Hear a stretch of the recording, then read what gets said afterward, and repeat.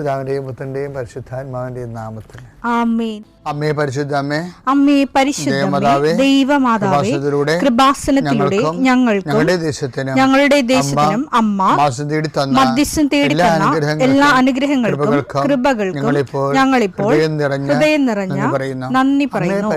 അമ്മേ പരിശുദ്ധമേ, ദൈവമാതാവേ, 2004 ഡിസംബർ 7 ഉച്ചകഴിഞ്ഞ് 2:30 കൃപാസനത്തിൽ സംഭവിച്ച അമ്മയുടെ പ്രത്യക്ഷപ്പെടലിനെ കുറിച്ച് തിരുസഭയ്ക്ക് സമർപ്പിച്ചിരിക്കുന്ന പഠനരേഖകളുടെ മേൽ സഭാത്മകമായ പഠനം ആരംഭിക്കുവാൻ ഞങ്ങൾ പ്രാർത്ഥിക്കുന്നു.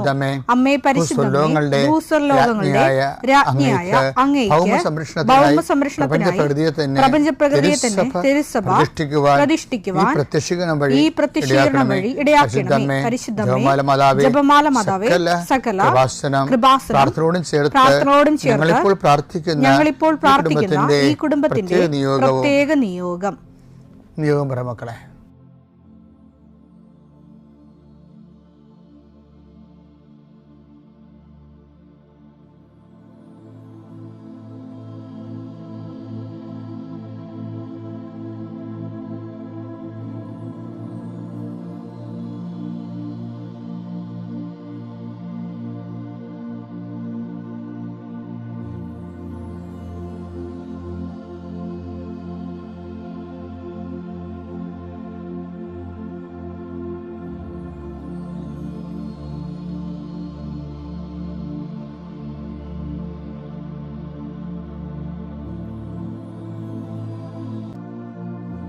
അമ്മയുടെ പ്രത്യക്ഷീകരണത്തിന്റെ ഈ അനുഗ്രഹവേളയിൽ ഞങ്ങൾക്ക് സാധിച്ചു തരുവാൻ കനിയണമേ. ആമേൻ. വിശ്വാസ പ്രമാണം. സർവശക്തനായ പിതാവും ആകാശത്തിന്റെയും ഭൂമിയുടെയും സൃഷ്ടാവുമായ ദൈവത്തിൽ ഞാൻ വിശ്വസിക്കുന്നു. അവിടുത്തെ ഏകപുത്രനും ഞങ്ങളുടെ കർത്താവുമായ ഈശോമിശിഹായിലും ഞാൻ വിശ്വസിക്കുന്നു. ഈ പുത്രൻ പരിശുദ്ധാത്മാവിനാൽ ഗർഭസ്ഥനായി കന്യകാമറിയത്തിൽ നിന്ന് പിറന്ന് പൊന്തിയോസ് പീലാത്തോസിന്റെ കാലത്ത് പീഡകൾ സഹിച്ച് കുരിശിൽ തറയ്ക്കപ്പെട്ട് മരിച്ച് അടക്കപ്പെട്ട് പാതാളങ്ങളിൽ ഇറങ്ങി മരിച്ചവരുടെ ഇടയിൽ നിന്ന് 3-ാം നാൾ ഉയർത്ത് സ്വർഗത്തിലേക്ക് എഴുന്നള്ളി സർവശക്തിയുള്ള പിതാവായ ദൈവത്തിന്റെ വലതുഭാഗത്തിരിക്കുന്നു. അവിടെ നിന്ന് ജീവിക്കുന്നവരെയും മരിച്ചവരെയും വിധിക്കുവാൻ വരുമെന്നും ഞാൻ വിശ്വസിക്കുന്നു. പരിശുദ്ധാത്മാവിലും ഞാൻ വിശ്വസിക്കുന്നു. വിശുദ്ധ കത്തോലിക്കാ സഭയിലും പുണ്യവാന്മാരുടെ ഐക്യത്തിലും പാപങ്ങളുടെ മോചനത്തിലും ശരീരത്തിന്റെ ഉയർപ്പിലും നിത്യമായ ജീവിതത്തിലും ഞാൻ വിശ്വസിക്കുന്നു. ആമേൻ. സുഖസ്ഥനായ ഞങ്ങളുടെ പിതാവേ, അങ്ങയുടെ നാമം പൂജിതമാകണമേ. അങ്ങയുടെ രാജ്യം വരണമേ. അങ്ങയുടെ തിരുമനസ് സ്വർഗത്തിലെ പോലെ ഭൂമിയിലും ആകണമേ. അന്നു വേണ്ടുന്ന ആഹാരം ഇന്ന് ഞങ്ങൾക്ക് തരണമേ. ഞങ്ങളോട് തെറ്റ് ചെയ്യുന്നവരോട് ഞങ്ങൾ ക്ഷമിക്കുന്നത് പോലെ ഞങ്ങളുടെ തെറ്റുകൾ ഞങ്ങളോടും ക്ഷമിക്കണമേ. ഞങ്ങളെ പ്രലോഭനത്തിൽ ഉൾപ്പെടുത്തരുതേ, തിന്മയിൽ ഞങ്ങൾ രക്ഷിക്കണമേ. ആമേൻ. നന്മ നിറഞ്ഞ മറിയമേ, സ്വസ്തി. കർത്താവ് അങ്ങയുടെ കൂടെ സ്ത്രീകളിൽ അങ്ങ് അനുഗ്രഹിക്കപ്പെട്ടവളാകുന്നു. അങ്ങയുടെ ഉദരത്തിൻ ഫലമായി ഈശോ അനുഗ്രഹിക്കപ്പെട്ടവനാകുന്നു. പരിശുദ്ധ മറിയമേ, തമ്പുരാന്റെ അമ്മേ, പാപികളായ ഞങ്ങൾക്ക് വേണ്ടി ഇപ്പോഴും ഞങ്ങളുടെ മരണസമയത്തും തമ്പുരാനോട് അപേക്ഷിക്കണമേ. ആമേൻ. കർത്താവേ, നിന്റെ ഉന്നതമായ നാമത്തിന് സ്തോത്രം ചെയ്യുന്നു. കർത്താവേ, നിന്റെ വിശുദ്ധ പൗരോഹിത്യത്തെ മഹത്വപ്പെടുത്തണമേ. കർത്താവേ, പ്രാർത്ഥന എത്ര ലളിതമാണെങ്കിലും എളിയതാണെങ്കിലും ഇതുകൊണ്ട് എന്താണ് ഉദ്ദേശിക്കേണ്ടത്? കർത്താവേ, നീയാണ് ഉദ്ദേശിക്കേണ്ടത്. രോഗികളെ, നാനാവിധ രോഗികളെ കർത്താവേ നിന്റെ വിശുദ്ധമായ രക്തം തളിക്കണമെന്ന് പ്രാർത്ഥിക്കുന്നു. ഡിപ്രഷൻ വന്നു പോയവർ, മനസ്സിടിഞ്ഞവർ, ഇപ്പോൾ കാണുന്നത് പോലെ നെഞ്ചിൻ്റെ ഉള്ളിൽ മുഴയുള്ളവരെ കർത്താവ് സ്പർശിക്കണമേ എന്ന് കണ്ണീരോടെ പ്രാർത്ഥിക്കുന്നു. ഉടലിൽ നിന്ന് വെള്ളം വന്നുകൊണ്ടിരിക്കുന്നവരെ കർത്താവ് സുഖപ്പെടുത്തുന്നുണ്ട്. കർത്താവ് അടിവയറ്റിലെ വേദനകളും മുഴുവൻ എല്ലാത്തരം അസ്വസ്ഥതകൾ, ഭാരങ്ങൾ, എന്തോ കെട്ടിയിരിക്കണ പോലെ തോന്നുന്ന അവസ്ഥകൾ കർത്താവിൻ്റെ നാമത്തിൽ സൗഖ്യമാകട്ടെ എന്ന് ഈശോനാമത്തിൽ പ്രാർത്ഥിക്കുന്നു.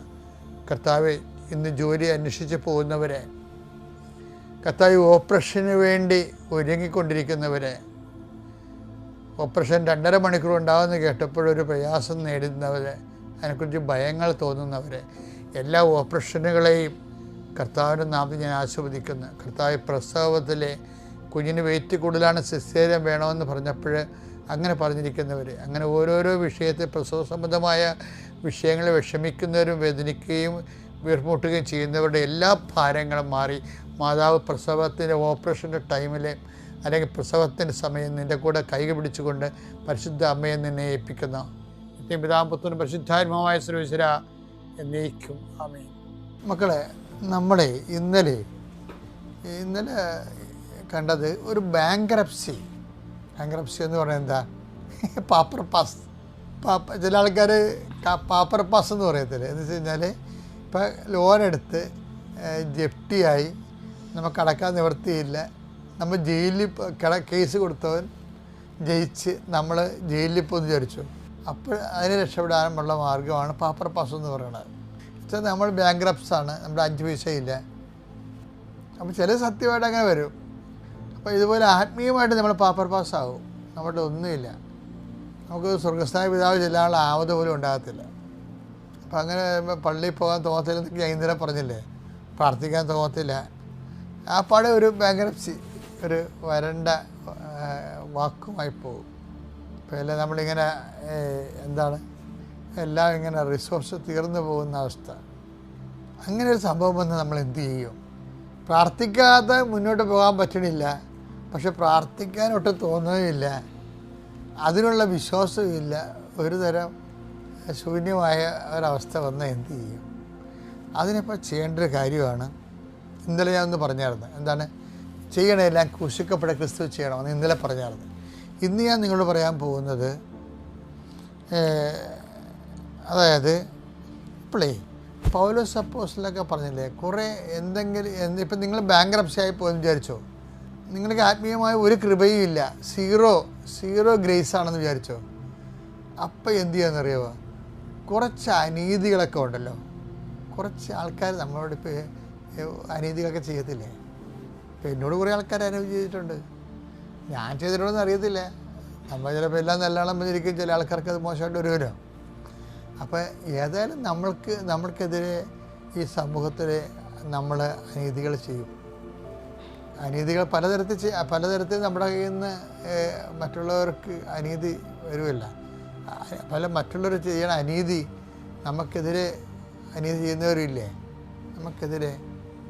അപ്പോൾ അങ്ങനെ വരുമ്പോൾ, ഇപ്പോൾ ഉദാഹരണത്തിന് ഇപ്പോൾ നിങ്ങൾ ഇപ്പോൾ എംപ്ലോയ്മെൻറ്റ് കഴിഞ്ഞ ദിവസങ്ങളിൽ എംപ്ലോയ്മെൻറ്റിൽ നിന്ന് എനിക്ക് 40 വയസ്സായിച്ചായി, ഇനി എംപ്ലോയ്മെൻറ്റിൽ നിന്ന് എനിക്ക് കാർഡ് വരുവാന്നറിയത്തില്ല. അപ്പോൾ ഞാൻ ആ കാർഡ് നോക്കിയപ്പോൾ എംപ്ലോയ്മെൻറ്റ് കാർഡ് കറുത്ത കാർഡ്, എംപ്ലോയ്മെൻറ്റ് കാർഡ് വെളുത്ത കാർഡായിരുന്നു. ഇത് ഇരുന്നിരുന്ന് ജോലി കിട്ടാതെ എപ്പോഴും പുതുക്കി ഇടയ്ക്ക് വല്ലപ്പോഴൊക്കെ വരുന്ന് വിളിക്കും. അങ്ങനെ അപ്പം അവർ പറഞ്ഞു അവർക്ക് ജോലി വേണം. അവർ 40 വയസ്സ് കഴിഞ്ഞാൽ പിന്നെ വിളിക്കത്തില്ലല്ലേ അവർ. അപ്പോൾ ആ ഒരു കണ്ടീഷനിലായി അവർ. അപ്പം ഇതുപോലെ പക്ഷേ ജോലിക്കുള്ള മെമ്മോ നമുക്ക് എംപ്ലോയ്മെൻറ്റിൽ നിന്ന് വന്നെന്ന് വിചാരിക്കുമ്പോൾ പണ്ട് അൺഎംപ്ലോയ്മെൻ്റ് ഉണ്ടായി, തൊഴിലില്ലാ വേതനം ഉണ്ടായിരുന്നില്ല. അപ്പോഴും ഇതുപോലെ നമുക്ക് ഇപ്പോൾ ഈ വേതനത്തിന് വേണ്ടി കാർഡൊക്കെ വരും. അപ്പോൾ ഗവൺമെൻറ്റിൽ നിന്ന് അന്വേഷണം വരുമല്ലോ ആദ്യം. അപ്പോൾ ആൾക്കാർ നമ്മുടെ വീടിൻ്റെ അടുത്തൊക്കെ വന്ന് അന്വേഷിക്കും പോവും, ഇന്ന ആളിനെ തൊഴിലില്ലാ വേതനം അനുഭവിച്ചിട്ടുണ്ട് അയാൾക്ക്. അപ്പോൾ ചില കഥാപാത്രങ്ങളുണ്ടാവില്ല നാട്ടിലും. അവർ പറയേ അവരെവിടെ അമേരിക്കയില, ബാംഗ്ലൂർ, അവരവിടെ എന്ത് ജോലിയാണല്ല, ഒരു ജോലിയില്ലേ, വീട്ടിൽ നിൽക്കാൻ പറ്റാതെ വേറെ എവിടെ പോയി നിൽക്കായിരിക്കും. പക്ഷെ എന്നാലും ആൾക്കാർ നമ്മളെങ്ങനെ സഹായിക്കും. അതുകൊണ്ട് അവരുടെ ജോലി ഉണ്ടല്ലേ എന്തായാലും അത് ക്യാൻസൽ ചെയ്യും, സഹായം ക്യാൻസൽ ചെയ്യും. അപ്പോൾ അയൽവാസികൾ ചെയ്യണ സഹായങ്ങളാണ്. ഇതുപോലെ അനീതികൾ ചിലപ്പോൾ ഒരു കല്യാണക്കാര്യം വരുമ്പോൾ അന്വേഷിക്കണത് ഇതുപോലെ റോഡേ വന്നിട്ട് നമ്മൾ ആൾക്കാർ അന്വേഷിക്കുമല്ലോ, ഞങ്ങളുടെ വീട്ടിൽ നിന്നൊരു കല്യാണം, ഇവിടുന്ന് ഇന്ന വീട്ടിൽ നിന്ന് കല്യാണം എടുക്കുന്നു, അപ്പോൾ അതുകൊണ്ട് ഞങ്ങളവിടെ അന്വേഷിക്കാൻ വന്നാണെന്നൊക്കെ പറയുമ്പോൾ കേൾക്കണം പറയും, അതൊക്കെ ശരിയാണ്, ഒന്ന് അന്വേഷിച്ചിട്ടൊക്കെ വേണം അതൊക്കെ ചെയ്യാനെന്ന്. വേറെ ഒന്നും ആരും പറയത്തില്ല. എന്ന് വെച്ച് കഴിഞ്ഞാലേ പെണ്ണിന് അല്ലെങ്കിൽ ചെറുക്കൻ എന്താ കുഴപ്പമുണ്ടെന്ന് പറഞ്ഞാൽ ഒന്ന് അന്വേഷിച്ചിട്ട് വേണം ഇതൊക്കെ ചെയ്യാനെന്ന്. അവർ വല്ലതും ചെയ്താൽ അവർ തെറ്റൊന്നും ചെയ്തില്ല, അവർ പറഞ്ഞ് ഇത്രയേ ഉള്ളൂ, അന്വേഷിക്കണമെന്ന്. എന്ന് വെച്ച് കഴിഞ്ഞാൽ അതിൻ്റെ അണ്ടർ മീനിങ് എന്താ? ആ വീട്ടുകാർ കല്യാണം ആ പയ്യൻ കല്യാണം കഴിക്കാൻ പറ്റാത്ത ആളാണെന്നാണ്. അനീതി ഇങ്ങനെ കുറേ പേര് നമ്മളോട് ചെയ്യും, ഓരോരുത്തർക്ക്. ഈ അനീതി ഇപ്പോൾ ചില ആൾക്കാർ, ചില കടക്കാർ വന്ന് എന്നോട് പറയും, എൻ്റെ അച്ഛ കാശ് കിട്ടുമ്പോൾ കാശില്ലാത്തപ്പോൾ ഓടി എൻ്റെ അടുത്ത് വരും. 1/2 കിലോ അരി, ശർക്കര, തേയില, ഗോതമ്പെന്നൊക്കെ പറഞ്ഞ്, പയറെന്നൊക്കെ പറഞ്ഞ് വരും. കാശ് കിട്ടുമ്പോൾ എൻ്റെ മുമ്പിലൂടെ വേറെ കടയിൽ പോകുമെന്ന് പറയും. ഇതൊക്കെ ആൾക്കാർ ചെയ്യണതാണ് ഇങ്ങനെ. അപ്പോൾ നമുക്ക് സങ്കടം തോന്നും. നമ്മുടെ കടയിൽ അവർക്ക് പട്ടിണി വന്നപ്പോൾ നമ്മളാണ് സഹായിച്ചത്. പക്ഷേ 10 പൈസ കിട്ടിയപ്പോൾ അവർ നമ്മുടെ കടയിൽ പോയി 2 അപ്പുറത്തെ കടയിൽ പോകും, അല്ലെങ്കിൽ ടൗണിൽ പോയി മേടിക്കും. അപ്പം നിറവില്ലാത്തവരുണ്ടാകും കുറേ പേര്. നമ്മുടെ ആധ്യാത്മികം വളരാത്തതിൻ്റെ കാരണം ഈ സൂക്ഷ്മജീവികളാണ്. നിറവില്ലായ്മയുടെ സൂക്ഷ്മജീവികൾ എല്ലാവരുടെ ജീവിതത്തിലൊക്കെ കുറേശ്ശെ ഉണ്ട്. അപ്പം ഇത് വരുമ്പോൾ ഇതുമൂലം ഉണ്ടാകുന്ന അനീതികളുണ്ട്. അപ്പോൾ ഈ അനീതി എന്ന് പറയുമ്പോൾ എൻ്റെ ഇടയ്ക്കാണ് അനീതി കിട്ടുകയാണെങ്കിൽ ഞാൻ അതുകൊണ്ട് നല്ല അടിപൊളി നല്ല 24 കാരറ്റിൻ്റെ തങ്കത്തിൻ്റെ കൃപയുണ്ടാക്കും. എന്താ കാര്യം എന്നറിയാമോ? അനീതി നമ്മൾ അനുഭവിച്ചാൽ, ഇപ്പോൾ ഈശോ ബൈബിളിൽ ചോദിക്കണില്ലേ, 1 കോരിന്ത്യർ 6:7 കഴിഞ്ഞ ദിവസം കണ്ടതാണ്, എന്നാൽ ഇപ്പോൾ ഒരു വേറെ അർത്ഥത്തിൽ കാണാം നമുക്ക്. 1 കോരിന്ത്യർ 6:7 നിങ്ങൾ തമ്മിൽ വ്യവഹാരങ്ങൾ ഉണ്ടാകുന്നത് തന്നെ നിങ്ങളുടെ പരാജയമാണ്. എന്തുകൊണ്ട് ദ്രോഹം നിങ്ങൾക്ക് ക്ഷമിച്ചുകൂടാ? ബൈബിൾ ചോദിക്കണേ, എന്തുകൊണ്ട് ദ്രോഹം നിങ്ങൾക്ക് ക്ഷമിച്ചുകൂടാ? വഞ്ചന സഹിച്ചുകൂടാ. അപ്പം നമ്മളോർക്കും, എന്തിനാണ് ഈ വഞ്ചന സഹിക്കണത്? എന്തിനാണ് ഇങ്ങനെ ദ്രോഹം ക്ഷമിക്കണത്? ഇത് എന്ത് പുസ്തകം ഇതെന്നൊക്കെ ചോദിക്കും. ചില ആൾക്കാർക്ക് ഉൾക്കൊള്ളാൻ പോലും പറ്റുന്നത് ബൈബിളിലാണ്. കാര്യം എന്ന് വെച്ചാൽ യഹൂദന് ഇതൊക്കെ കേട്ട് കഴിഞ്ഞാൽ പേരെയും, കണ്ണിന് പകരം കണ്ണ്, പല്ലിന് പകരം പല്ല് എന്ന് എന്നാണ് അവർ പഠിച്ചു വച്ചിരിക്കുന്നത് അവരുടെ പഴയകാല ജീവിത അനുഭവങ്ങളിൽ നിന്ന്. കർത്താവ് അതെല്ലാം തിരുത്തുകയാണ്, മൊത്തം തിരുത്തുകയാണ്. എന്തിനാണ് തിരുത്തണമെന്ന് നിങ്ങൾക്കറിയാവോ? എന്തുകൊണ്ട് അനീതി നിങ്ങൾക്ക് സഹിക്കാൻ പാടില്ല, എന്തുകൊണ്ട് ദ്രോഹം നിങ്ങൾക്ക് ക്ഷമിക്കാൻ പാടില്ല എന്നൊക്കെ ചോദിക്കുന്നതിൻ്റെ കാരണം, ഈ ദ്രോഹം ക്ഷമിച്ചാൽ എന്ത് കിട്ടും, അനീതി സഹിച്ചാൽ എന്ത് കിട്ടും അതറിയണമെങ്കിൽ നിങ്ങൾ മത്തായി 5:11-12 വായിക്കണം. എന്നെ പ്രതി അതേ കിടക്കണം. എന്തുകൊണ്ട് അനീതി സഹിക്കാൻ പാടില്ല, അനീതി ക്ഷമിക്കാൻ പാടില്ല, ദ്രോഹം സഹിക്കാൻ പാടില്ല എന്ന് ചോദിച്ചാൽ എന്തിന് സഹിക്കണം, എന്തിന് ക്ഷമിക്കണം എന്ന് പറയുമ്പോൾ ഈശോ പറയും എന്നെ പ്രതി എന്ന് പറയും. എന്നെ പ്രതി മനുഷ്യർ നിങ്ങളെ അവഹേളിക്കുകയും വേണ്ട, മനുഷ്യർ നിങ്ങളെ അവഹേളിക്കുകയും പീഡിപ്പിക്കുകയും എല്ലാവിധ തിന്മകളും നിങ്ങൾക്കെതിരെ വ്യാജമായി പറയുകയും ചെയ്യുമ്പോൾ നിങ്ങൾ ഭാഗ്യവാന്മാർ. എന്തുകൊണ്ട് അനീതി സഹിക്കാൻ പാടില്ലെന്ന് വെച്ച് കഴിഞ്ഞാലേ, അതായത് നമ്മൾ ഭാഗ്യവാന്മാരാകാൻ വേണ്ടിയാണ് ദൈവതിരുസന്നിധിയിൽ നിങ്ങൾ ആനന്ദിച്ചാഹ്ലാദിക്കുവിൻ. സ്വർഗത്തിൽ നിങ്ങളുടെ പ്രതിഫലം വലുതായിരിക്കും. അപ്പൊ പ്രതിഫലത്തിന് തന്നെ ഒരു പ്രശ്നമുണ്ട്. ഇവിടെ ഈശോ പ്രതിഫലം എന്ന് പറഞ്ഞിട്ട് പറയും വലിയ പ്രതിഫലത്തെക്കുറിച്ചാണ് പറയണത്, വലിയ പ്രതിഫലം. ഇപ്പം ഈ ഈശോ ഇങ്ങനെ ഭയങ്കര മാത്തമാറ്റിക്കൽ പ്രിസിഷനോടുകൂടിയാണ് ഇതെല്ലാം സംസാരിക്കുന്നത്. കാര്യം വലിയ പ്രതിഫലമുണ്ട്, ചെറിയ പ്രതിഫലമുണ്ട്. ഇപ്പം അനീതി എന്ന് പറയുമ്പോൾ, എന്തുകൊണ്ട് അനീതി സഹിക്കാൻ പാടില്ല എന്ന് പറയുമ്പോൾ, നമ്മൾ ഈ ക്രിസ്തു നാമത്തിൽ സഹിക്കണത്. അപ്പോൾ നമുക്കൊന്നും കിട്ടത്തില്ലല്ലോ, അപമാനമല്ലേ കിട്ടത്തുള്ളൂ. അത് ക്രിസ്തു നാമത്തിലാക്കി അക്കൗണ്ട് ചെയ്ത് കഴിയുമ്പോൾ വലിയ പ്രതിഫലത്തിലേക്കാണ് പോണത് പ്രത്യാശയോടെ. ഞാൻ എന്താ നമ്മുടെ സബ്ജക്റ്റ് നിങ്ങൾക്ക് അറിയാമോ? എന്താ സബ്ജക്റ്റ്? ഒരു ബാങ്ക്രപ്സി വന്നാൽ എന്ത് ചെയ്യണമെന്നാണ് ഞാൻ ചോദിക്കണത് നിങ്ങളോട്. വിശ്വാസ തകർച്ച വന്നാൽ, പ്രാർത്ഥനാ തകർച്ച വന്നാൽ, പ്രാർത്ഥിക്കാൻ പറ്റാത്ത രീതിയിൽ സീറോ ഓയിലായി പോയാൽ നമ്മൾ എന്ത് ചെയ്യും? സീറോ എനർജി ആയിപ്പോയി. അതായത് നമ്മൾ എന്ത് ചെയ്യും? പിന്നെ വിശ്വാസ മുന്നേറ്റം നടത്താൻ നമ്മൾ എന്ത് ചെയ്യണം? ഇതുപോലുള്ള അനീതികൾ നമ്മളോട് ചെയ്തവരോട് നമ്മൾ അങ്ങോട്ട് ചെന്ന് ക്രിസ്തുനാമത്തിൽ ഹൃദ്യമായി സംസാരിക്കുകയും അവരെ ആശീർവദിക്കുകയും അവരെ അനുഗ്രഹിക്കുകയും അവരെ സഹായിക്കുകയൊക്കെ ക്രിസ്തുനാമം ചെയ്തു കഴിഞ്ഞാൽ നമ്മൾ ബാങ്ക്രപ്സി ആയിപ്പോയ വിശ്വാസം പെട്ടെന്ന് ഷൂട്ടപ്പ് ചെയ്യും. അതാണ് ഇതിൻ്റെ ഒരു തന്ത്രം എന്ന് പറയുന്നത്. അപ്പം ഇങ്ങനെ ഉള്ള സാഹചര്യങ്ങളിൽ നമ്മൾ വളരെ ബുദ്ധിപരമായൊരു ഇൻവെസ്റ്റ്മെൻറ്റാണ് ബൈബിൾ നമ്മളിൽ നിന്ന് ഉദ്ദേശിക്കുന്നത്. ദൈവം നിങ്ങളെ അനുഗ്രഹിക്കട്ടെ. പിതാവിൻ്റെയും പുത്രൻ്റെയും പരിശുദ്ധാത്മാവിൻ്റെയും. എൻ്റെ പേര് അശ്വതി. ഞാൻ ചാലക്കുടിയിൽ നിന്ന് വരുന്നു. ഞാനൊരു അക്രൈസ്തവയാണ്. 2022 ഒക്ടോബറിലാണ് ഞാൻ ആദ്യമായിട്ട് ഉടമ്പടി എടുക്കണേ. ഉടമ്പടി 2-3 തവണ പുതുക്കി ഞാനൊരു തവണ സാക്ഷ്യം പറഞ്ഞിട്ടുണ്ട്. ഇത്തവണ സാക്ഷ്യം പറയാൻ നിൽക്കുന്നത് എൻ്റെ മോന് കിട്ടിയ ഒരു രോഗസൗഖ്യത്തെക്കുറിച്ച് പറയാൻ വേണ്ടിയിട്ടാണ്. ഈ കഴിഞ്ഞ 2024 ഓഗസ്റ്റ് മാസം 1-ാം തീയതി എൻ്റെ മോന് പെട്ടെന്നൊരു വൊമിറ്റിങ് വരികയും ശക്തമായിട്ടൊരു വയറുവേദന വരികയും ചെയ്തു. ആ സമയത്ത് ആ കോയിൻസിഡൻ്റായിട്ട് എൻ്റെ ഹസ്ബൻഡ് ആ സമയത്ത് തന്നെ മോനെ വീഡിയോ കോളിൽ വിളിക്കുകയും ഈ വൊമിറ്റ് ചെയ്തത് കാണുകയും ചെയ്തപ്പോൾ പെട്ടെന്ന് ജോലിക്ക് പോയിരുന്ന എന്നെ പെട്ടെന്ന് എമർജൻസി ആയിട്ട് വിളിച്ച് വരുത്തിയിട്ട് ഹോസ്പിറ്റലിൽ കൊണ്ടുപോകാൻ പറഞ്ഞു. അപ്പോൾ ഹോസ്പിറ്റലിൽ കൊണ്ടുപോയി കഴിഞ്ഞ് മോനെ സ്കാൻ ചെയ്ത് കഴിഞ്ഞപ്പോൾ അവന് ഇൻ്റർസെപ്ഷനാണ്, അതായത് കുടൽ ചുരുങ്ങി ഇരിക്കുകയാണ്. അപ്പോൾ അവിടുത്തെ സ്കാൻ ചെയ്ത ഡോക്ടർ പറഞ്ഞു പെട്ടെന്ന് എമർജൻസി ആയിട്ട് നിങ്ങൾ അടുത്തുള്ള വലിയൊരു ഹോസ്പിറ്റലിലേക്ക് പോയിക്കോളാൻ പറഞ്ഞു. അങ്ങനെ ഞങ്ങൾക്ക് ഏറ്റവും അടുത്തുള്ളത് രാജഗിരിയാണ്. അങ്ങോട്ടേക്ക് പോയി. അവിടെ ചെന്ന് ഇതിന് മുന്നേ 2-3 തവണ മോന് വയറുവേദന വരികയും അതുപോലെ തന്നെ കുടൽ ചുരുങ്ങി ഇരിക്കുകയും ചെയ്തിട്ടുണ്ട്. അതിൻ്റെ ഭാഗമായിട്ട് ആ കുടൽ ചുരുങ്ങി ഇരിക്കുന്നത് ഒരു 10 മിനിറ്റ് നേരത്തെ ഒരു പ്രൊസീജിയറാണ്. അതൊന്ന് വലിച്ച് നിവർത്തിയിട്ടിട്ട് നമ്മൾ സാധാരണ നോർമൽ രീതിയിലേക്ക് തിരിച്ചു വിടും. സാധാരണ 5 വയസ്സിന് താഴെയുള്ള ഒരു കുഞ്ഞിന് ഈ ഇൻ്റർസെപ്ഷൻ വരുന്നത് 1-2 തവണയാണ്. പക്ഷെ മോനെ സംബന്ധിച്ചിടത്തോളം ഈ ഓഗസ്റ്റ് 1-ാം തീയതി വന്നത് അത് 4-ാമത്തെ തവണയാണ്. അപ്പം സാധാരണ 10 മിനിറ്റ് എടുക്കുന്ന പ്രൊസീജിയർ അവിടുത്തെ സാധാരണ സർജൻ ഡോക്ടർ വന്നു. ആൾക്ക് അത് റെഡ്യൂസ് ചെയ്യാൻ വലിച്ചിടാൻ പറ്റണില്ല. അപ്പം എൻ്റെ അടുത്ത് പറഞ്ഞു നമുക്കത് വലിച്ചിടാൻ പറ്റണില്ല, നമുക്കതൊരു സർജറി ആയിട്ട് ചെയ്യേണ്ടി വരും എന്ന് പറഞ്ഞു. അപ്പം ഞാൻ മാതാവിനെ ഉടമ്പടിയിലല്ല ആ സമയത്ത്, ഉടമ്പടി പുതുക്കിയിട്ടില്ല ആ സമയത്ത്, പക്ഷെ ഞാൻ ശക്തമായിട്ട് പ്രാർത്ഥിച്ചുകൊണ്ടിരുന്നു. അപ്പം മെയിൻ ഡോക്ടർ വന്നിട്ട് മോൻ്റെ അത് വലിച്ചിടാൻ വേണ്ടി നോക്കിയപ്പം എന്ത് ചെയ്താൽ പറ്റണില്ല. അപ്പം എൻ്റെ അടുത്ത് ഡോക്ടർ പറഞ്ഞു നമുക്ക് നോക്കാം അശ്വതി, ശ്രമിച്ചു നോക്കാം എന്ന് പറഞ്ഞു. അങ്ങനെ 10 മിനിറ്റ് എടുക്കേണ്ട ആ പ്രൊസീജിയർ 1.5 മണിക്കൂർ എടുത്തിട്ടാണ് എൻ്റെ കുഞ്ഞിൻ്റെ കുടൽ നിവർത്തിയിട്ടത്.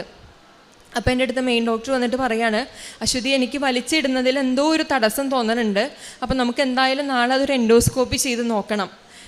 അപ്പോൾ ഞാൻ സമ്മതിച്ചു. മോനെ പെട്ടെന്ന് ICUലേക്ക് ഷിഫ്റ്റ് ചെയ്തു. പിറ്റേ ദിവസം എൻഡോസ്കോപ്പി ചെയ്യാണ്. പിറ്റേ ദിവസം എൻഡോസ്കോപ്പി ചെയ്യാൻ മോനെ കയറ്റി. എൻഡോസ്കോപ്പി ചെയ്ത് കഴിഞ്ഞപ്പോൾ ഡോക്ടറിൻ്റെ അടുത്ത് പറയാണ് മോൻ്റെ കുടലിനുള്ളിൽ 5 സെൻറ്റിമീറ്റർ നീളമുള്ള ഒരു മുഴയുണ്ട്. ആ മുഴ കാരണം കൊണ്ട് അവന് ഭക്ഷണം കഴിക്കാനോ ഒന്നും പറ്റാതെ നമുക്ക് എത്രയും എമർജൻസി ആയിട്ട് അത് സർജറി ചെയ്യണം. അപ്പോൾ പെട്ടെന്ന് തന്നെ ഡോക്ടർ, ഹസ്ബൻഡ് പുറത്താണ്, യൂറോപ്പിലാണ്, ആളെ വിളിച്ച് കൺസേൺ മേടിക്കുകയാണ്. മോനെ അതേ സ്ട്രെച്ചറിൽ കിടത്തിയണോ അതേ സ്ട്രെച്ചറിൽ തന്നെ തിയേറ്ററിലേക്ക് കയറ്റാൻ വേണ്ടി പോകുമ്പോൾ എൻഡോസ്കോപ്പി എടുത്താൽ നമുക്കറിയാം എൻഡോസ്കോപ്പി എടുക്കുമ്പോൾ ഒരു ലീഷൻ നമ്മൾ ബയോപ്സിക്ക് അയക്കും. അപ്പോൾ പെട്ടെന്ന് അതിൽ ഓങ്കോളജിയിലൊരു ഡോക്ടർ ആ ലീഷൻ കാണാൻ ഇടയാവുകയും ആ ലീഷൻ കണ്ടപ്പോൾ എന്തോ ഒരു അപാകത തോന്നിയിട്ട് ഡോക്ടർ ഈ സർജൻ ഡോക്ടറെ അടുത്തേക്ക് പറയുകയാണ് നമുക്കൊന്ന് ഹോൾഡ് ചെയ്യാം, ഇത് ആ ലീഷൻ കണ്ടിട്ട് സാധാരണ നോർമൽ ലീഷൻ പോലെ തോന്നണില്ല, നമുക്കൊന്ന് ഹോൾഡ് ചെയ്യാമെന്ന് പറഞ്ഞു. അപ്പം ഞങ്ങളും അതിനെ സമ്മതിച്ചു. മോൻ ICUലേക്ക് ഷിഫ്റ്റ് ചെയ്തു. അപ്പോൾ എനിക്ക് എന്ത് ചെയ്യണമെന്ന് അറിയാൻ പാടില്ല. ഈ ബയോപ്സിയിലൊരു വ്യത്യാസം വന്നു എന്ന് പറയുമ്പോൾ തന്നെ നമുക്ക് ചിന്തിക്കാം. അപ്പം ഞാൻ ആ സമയത്ത് എനിക്ക് ഏറ്റവും ആദ്യം ഓർമ്മ വന്ന മാതാവിനെ. ഞാൻ പെട്ടെന്ന് കൃപാസനത്തിൽ നമ്പർ എടുത്ത് ഇങ്ങോട്ടേക്ക് വിളിച്ചു. ഞാൻ 2022 ഉടമ്പടി എടുത്തിട്ട് ഒരുപാട് തവണ കൃപാസനത്തിലേക്ക് വിളിച്ചിട്ടുണ്ട്, പക്ഷേ എൻ്റെ കോൾ അന്നൊന്നും എടുത്തിട്ടില്ല. പക്ഷെ അന്ന് എൻ്റെ കോൾ എടുത്തു. ഇവിടെ ആ കോൾ എടുത്തിട്ട് ആരാന്ന് എനിക്കറിയില്ല, പക്ഷെ എൻ്റെ അടുത്ത് പറഞ്ഞു മോള് വിഷമിക്കണ്ട, മോള് നാളെ വരുമ്പോൾ മോൻ്റെ ഒരു ഫോട്ടോയായിട്ട് വരിക, അച്ഛനെ കാണുക എന്ന് പറഞ്ഞ് സമാധാനിപ്പിച്ചാൽ പിറ്റേ ദിവസം ഒന്നും നോക്കിയില്ല, മോൻ ICUലാണ്. അവിടെ നിന്ന് തന്നെ ഞാൻ ഇങ്ങോട്ടേക്ക് വന്നു. ഇവിടെ വന്ന് നിന്ന് ഞാൻ ഈ പഠിക്കാൻ നിന്ന് പൊട്ടിക്കരഞ്ഞു. എനിക്ക് എന്ത് ചെയ്യണമെന്ന് അറിയാൻ പാടില്ല. എൻ്റെ കരച്ചിൽ കണ്ടിട്ടാണ് ഇവിടുത്തെ ഒരു ചേച്ചി എൻ്റെ അടുത്തേക്ക് വന്നിട്ട് എന്നെ കൊണ്ടുപോയി ഉടമ്പടി പുതുക്കി. ക്യാൻസർ പേഷ്യൻസിന് മുൻഗണന ഉള്ളതുകൊണ്ട് ഞാൻ അച്ഛനെ കണ്ടു. അച്ഛനെ മോൻ്റെ ഫോട്ടോ എടുത്ത് മാതാവിൻ്റെ അടുത്തും ഈശോയുടെ അടുത്തും വെച്ച് പ്രാർത്ഥിച്ചു. ഒരു കാശുരൂപം തന്നെ എന്നെ പറഞ്ഞു വിട്ടു. അത് കഴിഞ്ഞ് ഞാൻ തിരിച്ച് ഹോസ്പിറ്റലിലേക്ക് എത്തി. മോൻ്റെ കഴുത്തിലേക്ക് ആ കാശുരൂപം ഇട്ട് കൊടുത്തു. ഞാൻ ഇവിടെ നിന്ന് ഇറങ്ങിയപ്പോൾ തന്നെ, അതായത് ഉടമ്പടി പുതുക്കി ഞാൻ അച്ഛനെ കണ്ട് ഇവിടെ നിന്ന് ഇറങ്ങിയപ്പോൾ തന്നെ ഹസ്ബൻഡ് എന്നെ വിളിച്ച് പറഞ്ഞു ബയോപ്സിയുടെ റിസൾട്ട് വന്നു, മോന് ക്യാൻസറാണ്, ലിംഫോമ സ്റ്റേജ് 2 ആണ്. ഞാൻ ആ നിമിഷം മാതാവിനൊന്ന് തിരിഞ്ഞു നോക്കി അതേ കാറിൽ തന്നെ കയറി അങ്ങോട്ടേക്ക് പോയി. അന്ന് രാത്രി ഞാൻ ഞങ്ങൾക്ക് ഭക്ഷണം കഴിക്കാനില്ല, വെള്ളം ഇറക്കാതെ പോലും ജീവിക്കാൻ പറ്റുമെന്ന് അറിഞ്ഞ ദിവസങ്ങളന്ന്. ഹസ്ബൻഡും കരച്ചിൽ, ഞാനും കരച്ചിൽ, മോനെ നോക്കി കരച്ചിലും ബഹളവും ഇത് തന്നെ പ്രാർത്ഥന തന്നെ. അന്ന് രാത്രി ഞാൻ കിടന്നുറങ്ങിയപ്പോൾ ഏകദേശം കിടന്നുറങ്ങിയിട്ടില്ല, പ്രാർത്ഥന തന്നെയാണ്, ജപമാല ചൊല്ലിക്കൊണ്ടിരിക്കുകയാണ്. ഒരു 2:45-3 മണിയായി കഴിഞ്ഞപ്പം എനിക്ക് അന്നെന്നില്ലാത്തൊരു ഈശ്വര സാമീപ്യം തോന്നുന്നുണ്ട്. എൻ്റെ മേത്തേക്ക് ഒരു കുളിര് കയറുന്ന പോലെ ഞാൻ മാതാവ് എൻ്റെ അടുത്ത് നിന്ന് വന്നിട്ട് പറയാണ്, മോള് വിഷമിക്കണ്ട. ആ സമയത്ത് 2:45, 3 മണി സമയത്ത് എൻ്റെ മോൻ നന്നായിട്ട് കിടന്നുറങ്ങുകയാണ്. ആ സമയത്ത് എൻ്റെ മോൻ ചാടി എഴുന്നേറ്റിട്ട് അവൻ കണ്ട കാര്യം അവൻ പറയും. ഞാൻ ആ സമയത്ത് അതിന് മുമ്പ് അമ്മ എണീക്കുന്നതിന് മുമ്പ് ഞാൻ ഒരു നിഴൽ എൻ്റെ ചുറ്റും എനിക്ക് തോന്നുന്നുണ്ടായിരുന്നു. മേത്തേക്ക് ഒരു തണുപ്പ് എൻ്റെ മേത്തേക്ക് ഒരു ഫീലായിരുന്നു. അപ്പോൾ ഞാൻ കണ്ടത് ഒരു നിഴലായിരുന്നു, ഒരു നിഴൽ. വേറെ ഒന്നും ഞാൻ കണ്ടില്ല. അമ്മ വന്നു, നിൻ്റെ സാധനം ഞാൻ വയറ്റിലുള്ള ഇതെടുത്തുകൊണ്ട് പോയിന്ന് പറഞ്ഞു. ഞാൻ കണ്ടത് മാത്രമായിരുന്നെങ്കിൽ അതൊരു ഇലൂഷനാന്ന് പറയായിരുന്നു. പക്ഷെ മോനും കണ്ട് അവൻ പെട്ടെന്ന് അത്രയും ഗാഠനിദ്രയിൽ കിടന്ന് എഴുന്നേറ്റിരുന്ന് പ്രാർത്ഥിച്ചിട്ട് എന്നോട് പറയാണ്, അമ്മയെ വിഷമിക്കേണ്ട, മാതാവ് എൻ്റെ അസുഖം കൊണ്ടുപോയിന്ന്. അപ്പം തന്നെ ഞാൻ ഹസ്ബൻഡിനെ വിളിച്ച് പറഞ്ഞു, ഇങ്ങനെ എനിക്കൊരു ഇതുണ്ടായി, ഞാൻ മാതാവിനെ കണ്ടു, മാതാവ് എന്നോട് ഇതുപോലെ പറഞ്ഞു എന്ന്. അപ്പം അതേസമയം ഹസ്ബൻഡ് പുറത്താണ്, യൂറോപ്പിലാണ്. അപ്പം ആ സമയത്ത് ആൾക്കുണ്ടായ കാര്യം ആൾ പറയും. എൻ്റെ പേര് നന്ദു എന്നാണ്. ഞാൻ യൂറോപ്പിലാണ് വർക്ക് ചെയ്യുന്നത്. അപ്പോൾ നമ്മുടെ ഇവിടുത്തെ സമയമായിട്ടൊരു 4.5 മണിക്കൂറിൻ്റെ വ്യത്യാസമുണ്ട് അവിടെ. അപ്പോൾ ഇവൾ ഈ സ്വപ്നമാണോ നേരിട്ട് കണ്ടതാണോ എന്നറിയാതെ ഇവളെ എന്നെ ആ സമയത്ത് വിളിച്ചായിരുന്നു. വിളിച്ചിരിക്കുന്ന സമയത്ത് ഞങ്ങൾക്ക് ആർക്കും ഉറക്കമില്ലാതിരിക്കുന്ന സമയത്ത് ഇവൾ വിളിച്ചിട്ട് പറഞ്ഞു, ചേട്ടാ ഞാൻ മാതാവിനെ കണ്ടു, മാതാവ് എൻ്റെ അടുത്ത് വന്നു എന്ന് പറഞ്ഞു. അപ്പോൾ ഞാൻ പറഞ്ഞു, മോളെ നല്ല കാര്യം, എന്തായാലും കുഞ്ഞിന് ഇതാവട്ടെ, അവൻ്റെ അസുഖം മാറിയെന്ന് പ്രാർത്ഥിക്കാമെന്ന് പറയുകയല്ല. ഇവൾ എന്നോട് സംസാരിച്ചുകൊണ്ടിരിക്കുമ്പോഴാണ് കുഞ്ഞ് ചാടി എണീക്കുന്ന ശബ്ദം ഞാൻ കേൾക്കുന്നതും അവൻ പറയുന്നത് കേൾക്കുന്നത്. എൻ്റെ അമ്മയെ എന്നെ രക്ഷിക്കണേ, എൻ്റെ മാതാവേ, അമ്മ മാതാവേ എന്നെ രക്ഷിക്കണേ, എൻ്റെ അസുഖം മാറ്റണേ എന്നെല്ലാം പ്രാർത്ഥിക്കുന്നത് ഞാൻ കേട്ടു. അത് കഴിഞ്ഞപ്പോൾ എനിക്കും ഒരു എന്താ പറയുക, ഒരു വിശ്വാസമാണോ വിശ്വാസമില്ലായ്മയാണോ എന്നല്ല, രണ്ടുപേർക്കും ഒരുപോലെ തോന്നിയെങ്കിൽ അപ്പോൾ ഞാൻ കൂടുതലായിട്ട് പ്രാർത്ഥിച്ചാൽ എന്താ മാതാവ് ഇങ്ങനെയൊക്കെ തോന്നൽ വരുന്നത്, എൻ്റെ കുഞ്ഞിന് ഒട്ടും വയ്യാത്ത ആക്കിയത് എന്തുകൊണ്ടാണെന്നൊക്കെ പറഞ്ഞ് ഞാനിങ്ങനെ ഓരോന്ന് പറഞ്ഞ് പ്രാർത്ഥിക്കാൻ തുടങ്ങി. സമാധാനം ഇല്ലാതെ വന്നപ്പോൾ ഞാൻ പുറത്തേക്ക് ഇറങ്ങിയിരുന്ന് പ്രാർത്ഥിക്കുകയാണ്. ഞാൻ നോക്കുമ്പോൾ ഞാൻ താമസിക്കുന്ന വില്ലയിൽ ഒരു ബാൽക്കണിയുണ്ട്. ആ ബാൽക്കണിയിലിരുന്ന് ഞാൻ പ്രാർത്ഥിക്കുമ്പോൾ തെളിഞ്ഞ ആകാശമായിരുന്നു. ആകാശത്തേക്ക് നോക്കിയാണ് പ്രാർത്ഥിക്കുന്നത്. ആകാശത്തേക്ക് നോക്കി പ്രാർത്ഥിക്കുമ്പോൾ ഒരു കൂട്ടം മേഘശകലങ്ങൾ പതുക്കെ അടുത്തോട്ട് വരുന്ന പോലെ തോന്നി. അരികിലെത്തിയപ്പോൾ അതിൻ്റെ രൂപം മാറി. അതിൻ്റെ രൂപം മാതാവിൻ്റെ ഒരു രൂപം കൈകൊണ്ട് വന്നു. മാതാവിൻ്റെ രൂപത്തിൽ നിന്നപ്പോൾ തന്നെ എനിക്ക് ആകെ എൻ്റെ ഭാര്യയ്ക്കുണ്ടായ അതേ അനുഭവം തന്നെ, മേലാകെ ഒരു കുളിര് കയറുന്ന പോലെ.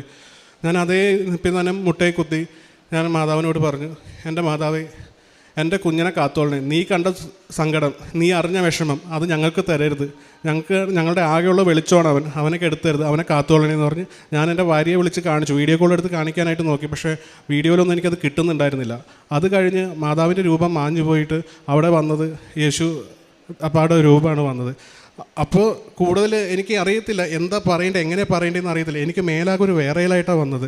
അത് കഴിഞ്ഞ് ഞാൻ അവളോട് പറഞ്ഞു, മോൻ്റെ കാര്യത്തിൽ പേടിക്കണ്ട, 2 പേരാണ് വന്നത്, മാതാവും വന്നു, ഈശോയും വന്നു.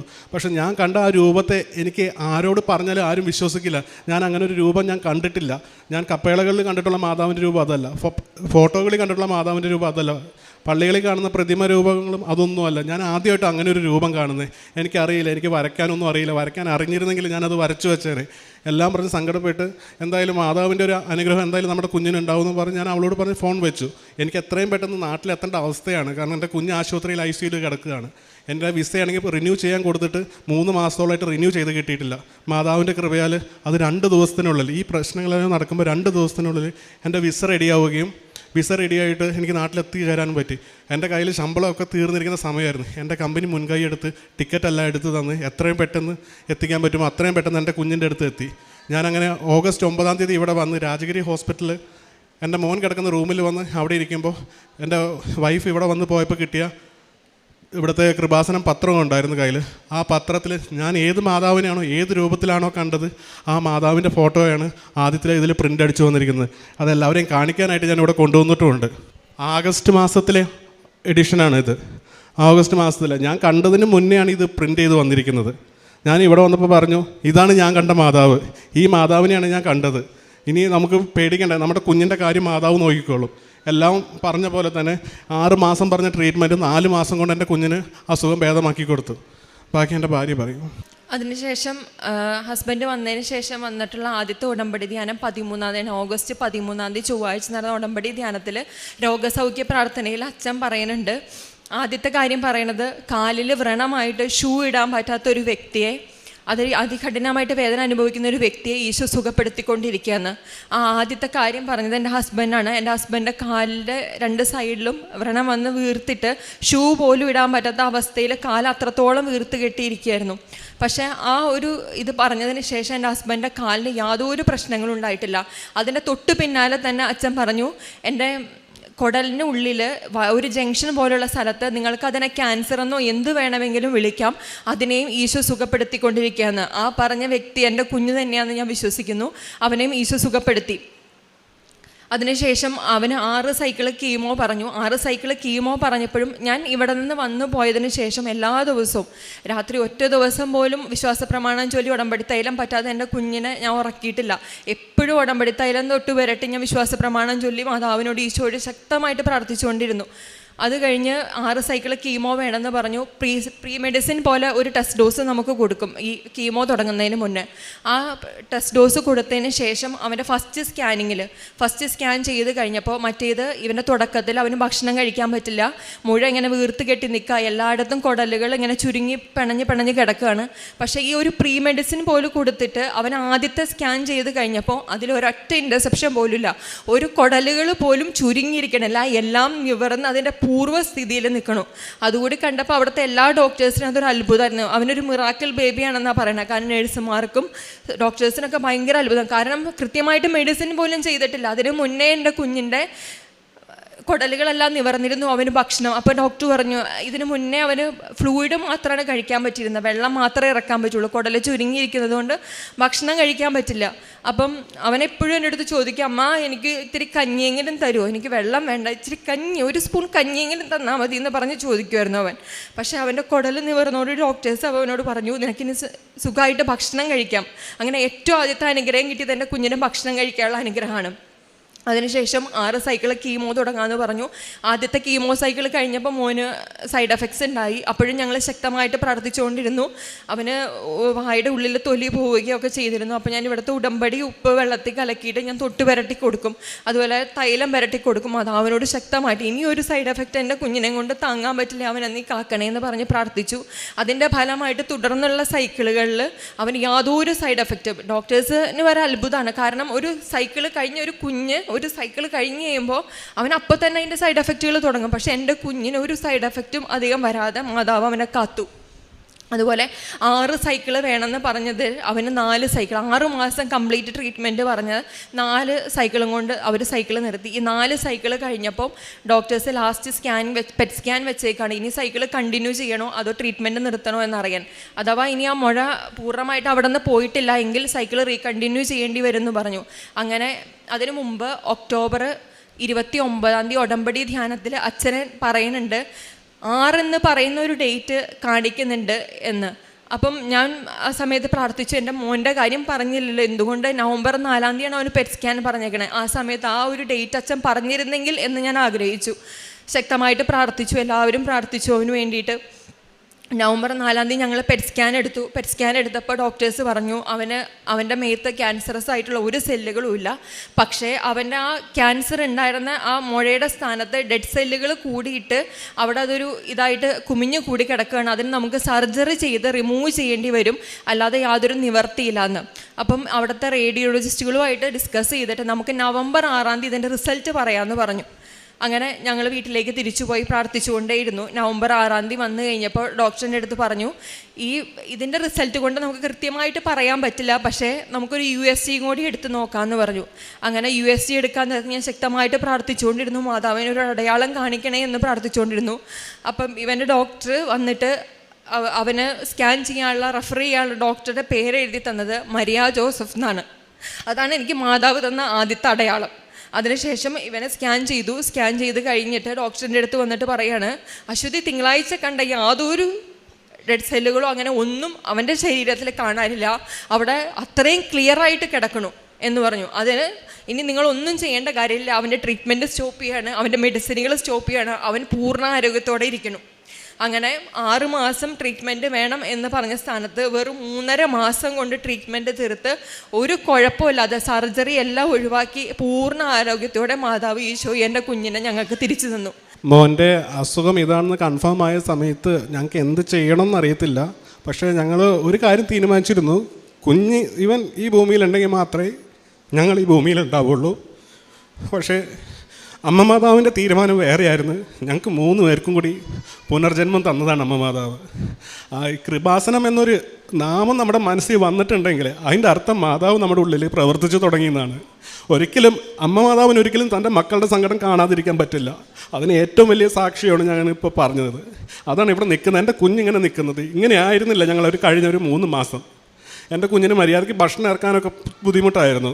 ഇവൻ എന്നെ വീഡിയോ കോളിൽ വിളിച്ചിട്ട് പറയും, അച്ചാച്ച എനിക്ക് ഒരു തുള്ളി വെള്ളം പോലും മര്യാദയ്ക്ക് കഴിക്കാൻ പറ്റുന്നില്ല എന്ന് പറയുമ്പോൾ ചങ്ക് പൊട്ടിക്കൊണ്ട് അവിടെ ഇരുന്നിരുന്നത്. അപ്പോഴും ഞങ്ങൾ മാതാവിനോട് പ്രാർത്ഥിക്കുള്ളൂ, മാതാവേ തരികയാണെങ്കിൽ നല്ല ആരോഗ്യത്തോടെ എൻ്റെ കുഞ്ഞിനെ വേദനിപ്പിക്കാതെ തരണം, അല്ലെങ്കിൽ ഞങ്ങൾ 3 പേരെയും മാതാവിൻ്റെ അടുത്തേക്ക് കൊണ്ടുപോയി. ഞങ്ങൾക്ക് ഒരു സങ്കടവുമില്ല, ഒരു പരാതിയില്ല, ഒരു പരിഭവമില്ല. പക്ഷേ ഇത്രയും ഞങ്ങളുടെ ജീവിതത്തിൽ ഇത്രയും ബുദ്ധിമുട്ടുകൾ ഉണ്ടായപ്പോൾ പോലും അതെല്ലാം മാറ്റാനായിട്ട് മാതാവ് കൈവച്ച പോലെ ഒരു കാര്യത്തിലും വേറെ ആരും ഞങ്ങളെ സഹായിച്ചിട്ടില്ല. എല്ലാ കാര്യങ്ങളും അവൻ്റെ ചികിത്സയുടെ ചിലവിലാണെങ്കിലും അവൻ്റെ ചികിത്സയ്ക്ക് വന്ന ഡോക്ടർമാരുടെ സപ്പോർട്ടാണെങ്കിലും നേഴ്സുമാരുടെ സപ്പോർട്ടാണെങ്കിലും എല്ലാം സമയബന്ധിതമായിട്ട് എല്ലാം കറക്റ്റായിട്ട് വന്നു ചേർന്നു. എല്ലാം മാതാവിൻ്റെ അനുഗ്രഹമാണ്. കൂടെ എൻ്റെ മാതാവിൻ്റെ ഈശോയുടെ അനുഗ്രഹം കൂടി ചേർന്നിട്ടാണ്. കൂടുതൽ വാക്കുകൾ കിട്ടുന്നില്ല പറയാനായിട്ട്. ഞാൻ വൈഫിൻ്റെ കൊടുക്കും.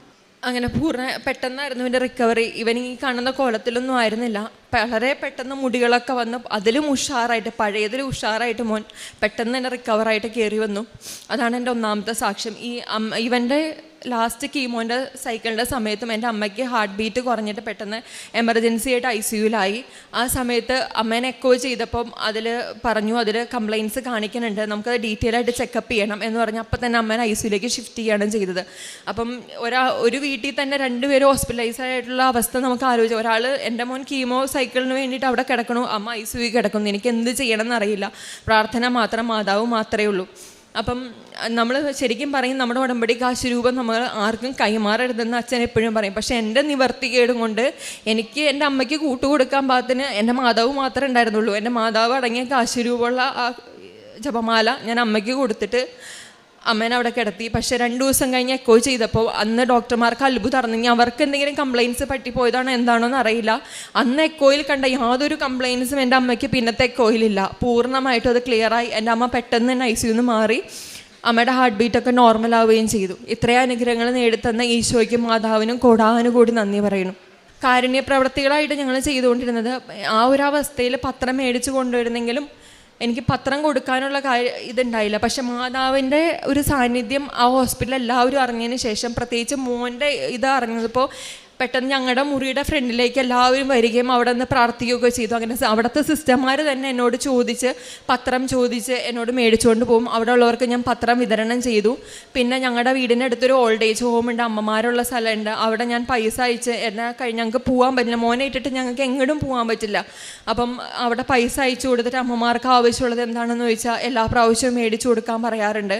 പിന്നെ പത്രം കൊടുക്കാൻ എല്ലാവരുടെയും മുമ്പിൽ എനിക്കൊരു മടിയായിരുന്നു. എന്നെ എങ്ങനെ കാണും ആൾക്കാർ, ഞാൻ പത്രം കൊടുക്കുമ്പോൾ അവരെന്നെക്കുറിച്ച് എന്നെ വിചാരിക്കും എന്നൊരു ഇത് എനിക്കുണ്ടായിരുന്നു. പക്ഷേ ഞാൻ ബസ് സ്റ്റോപ്പുകളിലും മോൻ്റെ ഈ കീമോ കഴിഞ്ഞതിന് ശേഷം എല്ലാ ബസ് സ്റ്റാൻഡുകളിലും പോയി എൻ്റെ മോൻ ഇന്ന അസുഖമാണ്, അവൻ ഇന്ന അനുഗ്രഹം കിട്ടിയെന്ന് ഓരോരുത്തരോടും പറഞ്ഞ് ഞാൻ പത്രം കൊടുത്തു എന്നുള്ളതാണ്. എല്ലാ പത്രങ്ങളും ഞാൻ കൊടുത്തു തീർത്തു. അങ്ങനെ പത്രം കൊടുക്കാനുള്ള മടി എനിക്ക് മാറിക്കിട്ടി.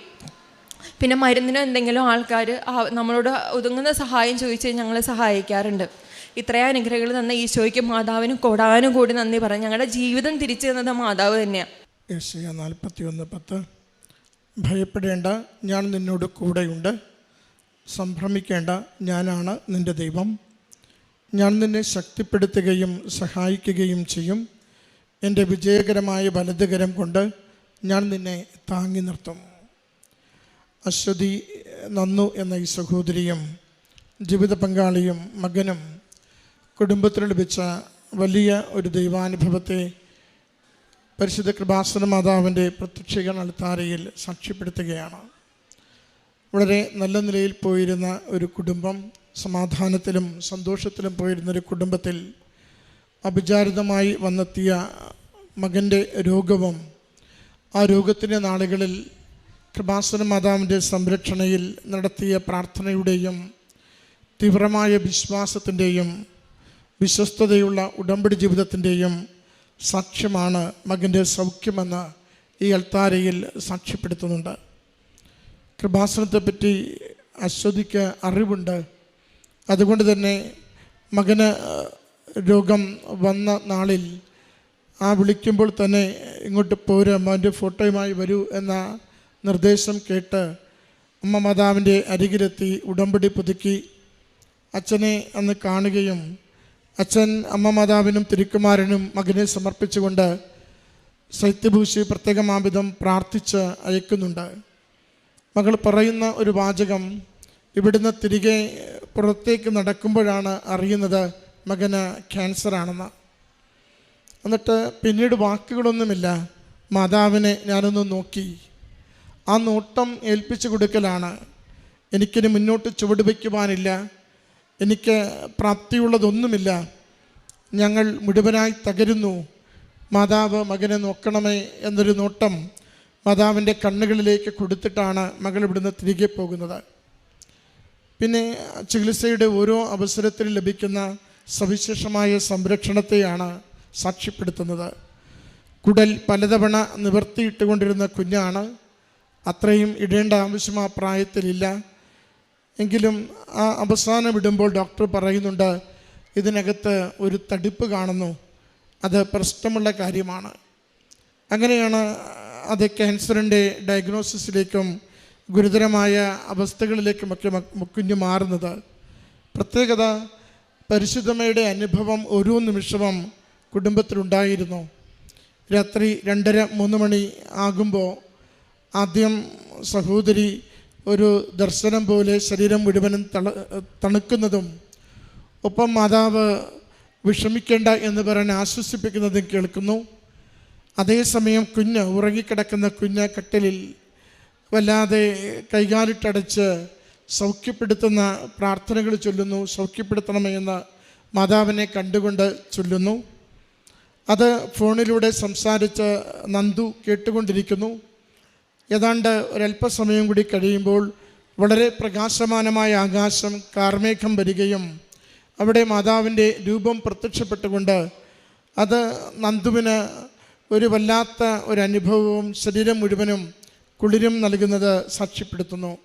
3 പേരും ഒരേ ദിവസം അല്പാൽപ സമയ വ്യത്യാസത്തിൽ പരിശുദ്ധമ്മയുടെ സാന്നിധ്യം ദർശനം അനുഭവിക്കുന്നതാണ് പങ്കുവയ്ക്കുന്നത്.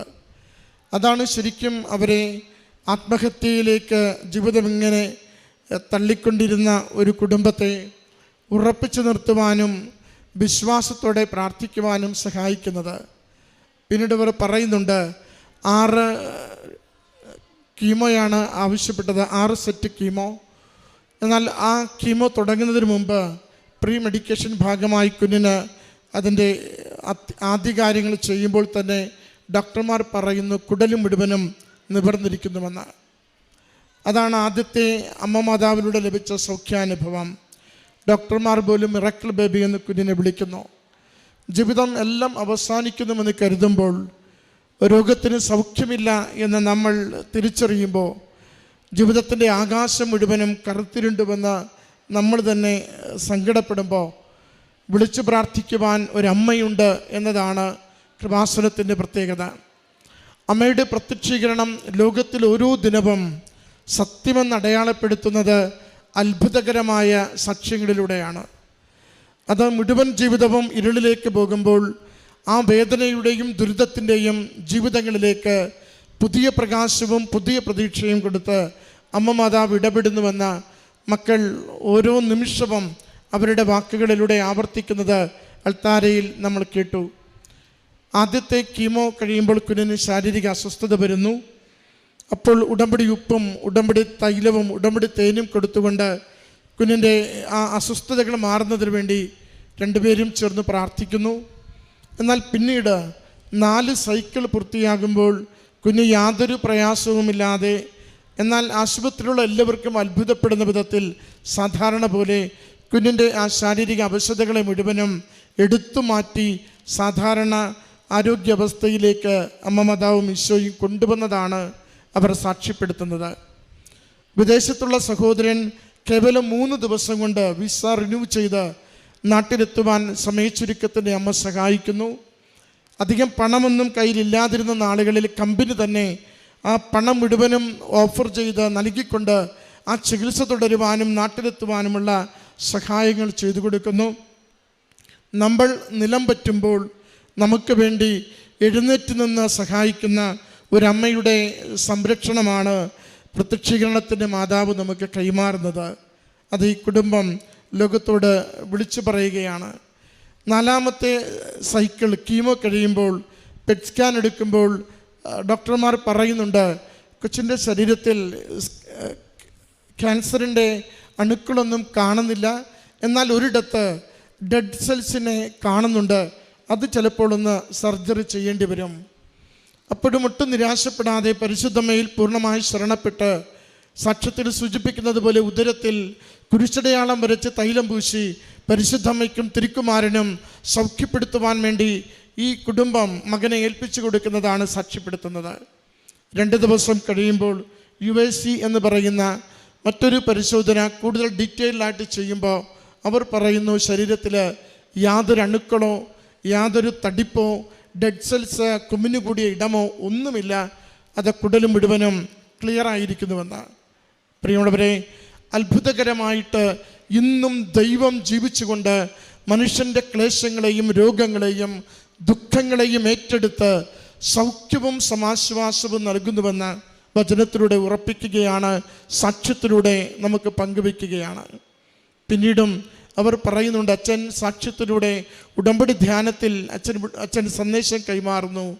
ഒന്ന്, കാലിൽ ചെരുപ്പിട്ട് നടക്കുവാൻ പറ്റാത്തൊരു വ്യക്തി സൗഖ്യപ്പെടുന്നുവെന്ന്.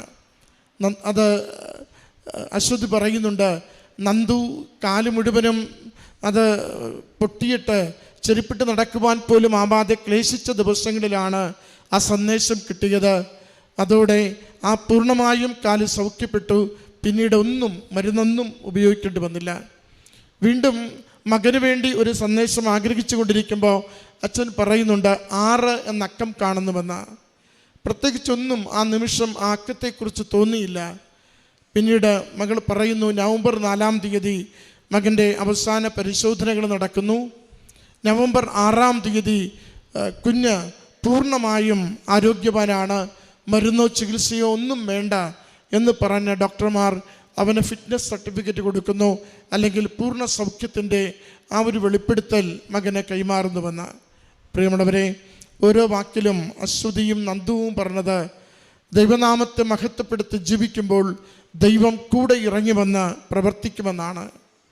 നമ്മൾ ഏത് വിശ്വാസ രീതിയിൽ ജീവിക്കുന്നവരാണെങ്കിലും കൃപാസന മാതാവിലേക്ക് ശരണപ്പെടുമ്പോൾ ഈ ആലയത്തിൽ ജീവനോട് പ്രത്യക്ഷപ്പെട്ട അമ്മ ലോകത്തിന് അടയാളങ്ങളിലൂടെ ഞാൻ ജീവിക്കുന്നു, ഞാൻ സഹായിക്കുന്നു, ഞാൻ ലോകം മുഴുവനും ദൈവനാമത്തെ മഹത്വപ്പെടുത്തുന്നതിന് ഒരു സൈന്യത്തെ തന്നെ ഒരുക്കുന്നുവെന്ന് സാക്ഷ്യപ്പെടുത്തുന്ന അടയാളമാണ് ഈ കുടുംബം നമ്മളോട് പങ്കുവെക്കുന്നത്. നമ്മുടെ ജീവിത സാഹചര്യങ്ങളെ, വലിയ രോഗദുരിതങ്ങളെ, ആർക്കും പരിഹരിക്കുവാനാവാത്ത പ്രശ്നങ്ങളെ എല്ലാം അവസാനിച്ചുവെന്ന് കാണുന്ന ജീവിതത്തിൻ്റെ അവസ്ഥകളെ കൃപാസന മാതാവിൻ്റെ തിരുനടയിൽ സമർപ്പിച്ച് സൗഖ്യത്തിനും സംരക്ഷണത്തിനും സഹായത്തിനും വേണ്ടി പ്രാർത്ഥിക്കാം. ഈ കുടുംബത്തിന് ലഭിച്ച ഈ വലിയ അനുഗ്രഹങ്ങൾക്ക് നന്ദി പറഞ്ഞുകൊണ്ട് കരങ്ങളടിച്ച് ഈ സാക്ഷ്യം നമുക്ക് സമർപ്പിക്കാം.